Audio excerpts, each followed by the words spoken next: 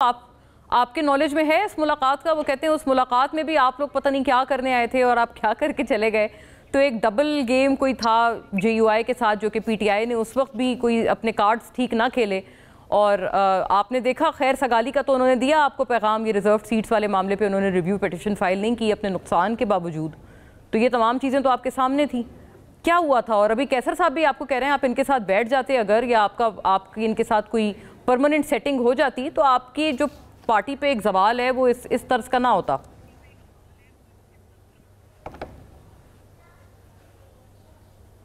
मेरे नॉलेज में कोई मुलाकात नहीं है। मैं कोई किसी मुलाकात पे कमेंट नहीं कर सकता। मेरे ख्याल में सारी अपोजिशन की जमातों को, और इनफैक्ट मैं ऐसे कहूंगा हर उस पॉलिटिकल वर्कर को जो कि जमहूरियत में बिलीव करता है और हाइब्रिड निजामों में नहीं बिलीव करता, फिलहाल जमहूरियत के लिए खड़ा होना चाहिए। As simple as that. अब जो कैसर शेख साहब ने बात की और आप कह रही थी कि मैं क्या दिखा रहा था, देखें कहानी तो यहां से शुरू होती है ना। ये आप देख लें, ये रिजल्ट है मेरा एक पोलिंग स्टेशन का। मेरा ख्याल है 45-47। अच्छा हाँ, नहीं, कहानी तो यहां से शुरू होती है ना। पहले आपने सीटें यहां से ली, 184 वोट मेरे, और जो नून वाला है 0 वोट्स है। ऐसे 64 पोलिंग स्टेशन है 66 में। अब देखिए मैजिक किसे कहते हैं। ये है जो इलेक्शन कमीशन की वेबसाइट पे 184 जो है वो 82 हो गया और 0 है वो 102 हो गया। और आपको बीच में नजर भी आ रहा है जो टिपेक्स के साथ मिटाया गया है, आपको ना ओवर राइटिंग भी नजर आ रही है।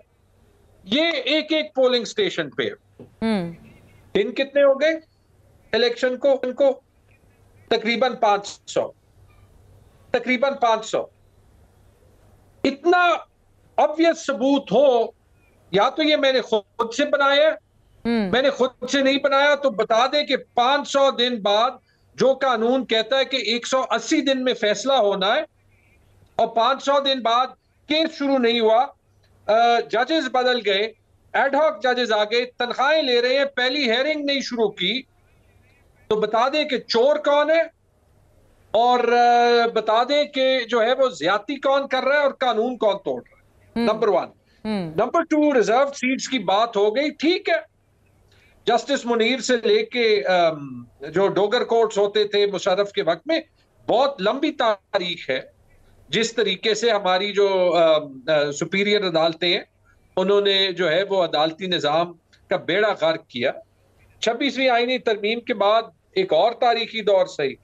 ये उन्हीं शर्मनाक फैसलों में से है जो कि डॉक्ट्राइन ऑफ नेसेसिटी या जो मार्शल लॉज को जो जस्टिफाई करते थे। कामरान मुर्तजा साहब तो शायद कहते हैं उनकी पार्टी से जेयूआई, कामरान साहब भी मुतअद्दिद दफा हमारे प्रोग्राम पे बात कर चुके हैं कि जो फॉर्म 45-47 वाला तनाज़ा है ना, वो आपको 47 के तहत आपको केपी में गवर्नमेंट दी गई और पीटीआई को बाकायदा इख्तिदार दिया गया।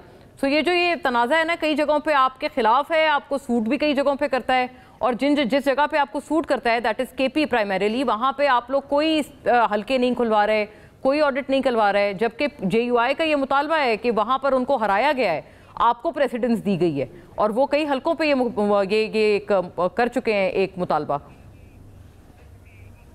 मेरा भी ये मुतालबा है और मेरा चैलेंज है कि जो सीट आप पूरे पाकिस्तान में खोले, पीटीआई के वोट ज्यादा होंगे। लेकिन अब आप मेरे से ये सवाल कर रही है, मैंने एक्चुअली आपको सबूत दिखाया और ये मेरा एक पोलिंग स्टेशन का सबूत तो ट्विटर पे सामने। It pertains to your seat. हाँ। चलिए मैं एक और मैं इनसे पूछ ले, नूर आलम खान कौन है? नूर आलम खान कौन सी पार्टी से इलेक्ट हुए हैं? और नूर आलम खान अपने बॉस किसको कहते हैं?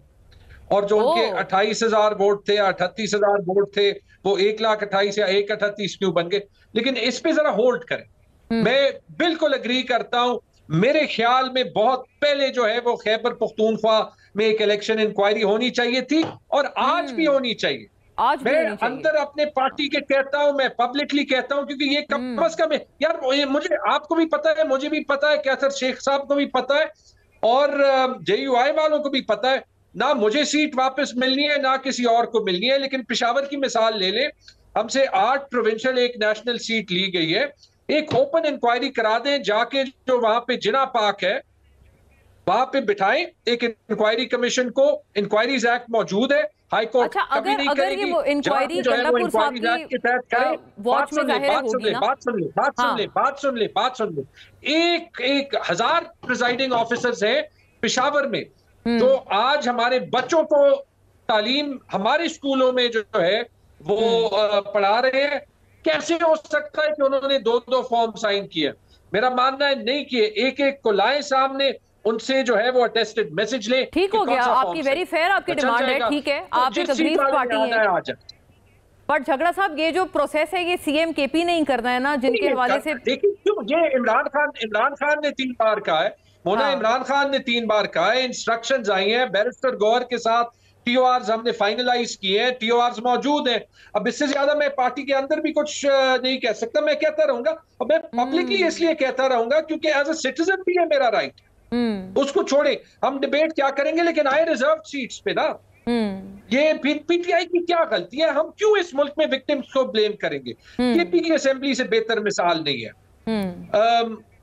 आईन कहता है कि ये रिजर्व सीट्स दी जाएंगी प्रोपोर्शनल रिप्रेजेंटेशन